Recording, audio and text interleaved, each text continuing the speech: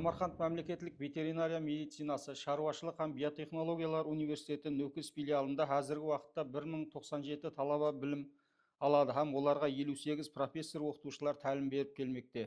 Сондан 4-еуі ілім докторлары, 21-і ілім кандидатлары һәм философия докторлары. Ілімі дәрежелілік 42-де 7% құрайды.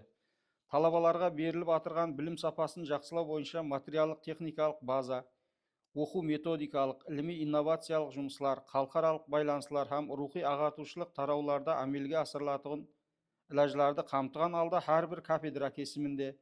Сондан келіп шыққан алда филиалдың білімлендіру сапасын асыруға қаратылған іс іләжлар ережелері ісілеп шығылып, сотикарда жұмыслар алып бару жолға қойылған. Бірінші нәубетте оқу орнының материалдық техникалық базасын жақсылауға үлкен ітібар қаратылып, өткен жылдың өзінде 1 миллиард 959 миллион 580 мың сомлық лаборатория аспап үскенелері, 720 миллион 832 мың сомлық компьютер техникалары, 291 миллион 199 мың сомлық мебеллер алынды.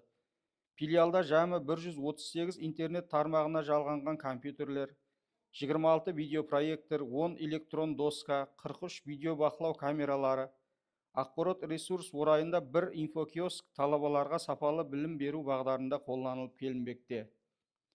Сондай-ақ филиалдың 2 оқу бинасы һәм талабалар тұрар жайларында 16 Wi-Fi зоналары жаратылған. 2022-2023 оқу жылына шеген таяныш жоғары оқу орны Самарқанд мемлекеттік ветеринария медицинасы шаруашылық һәм биотехнологиялар университетінің серверінен пайдаланып келінген болса, 23 жылда филиалда жаңа сервер құрылмасы орнатылып, интернет тезлігі 155 мегабайт секундқа асырылды. Филиалдар талабалар білімін бағалауда әділдік, таза һәм қалыс системаны енгізу мақсатында Өзбекстан Республикасы Министрлер Кабинетінің 2020 жыл 31 декабрдегі жоғары оқу орындарында білімлендіру процесін шөкілместіру менен байланысты болған системаны жетілістіру іс іләжлары хақындағы 824 санлы қарарының қосымшасымен тастиқланған жоғары оқу орындарында кредит модель системасын енгізу тәртібі хақында низам талаплары тикарында оқу процесі алып барылмақта. Сонымен бірге жоғары білімлендіруді басқарудың хемис ақпарат системасы енгізілген болып, барлық профессор оқытушылар, қызметкерлер, талабалар һәм магистрантлардың мағлұматлары системаға кірітілген. Талабалар үшін хемис ақпарат системасынан пайдалану үшін қолданба һәм көрсетпелер системаға жайластырылған. Профессор оқытушылардың тәжірибесін асыру һәм қанігерлігін жетілістіру бойынша 2024 жылда 13 профессор оқытушылар тәжірибесін асыру курсларына жіберілген болса, сондан 5 профессор оқытушы халықаралық жоғары оқу орындары рейтингінде топ мыңлыққа кірген Қазақстан Милли аграр ілім зерттеу университетінде, 1 профессор оқытушы Россия Федерациясында, 1-еуі Қырғызстан Республикасында қанігерлігін асыру курсларында оқып, сертификатлар алды. Сондай-ақ шетел жоғары оқу орындарынан 4 профессор оқытушылар филиалға сабақ процесіне қамтылып, сабақлар өтті.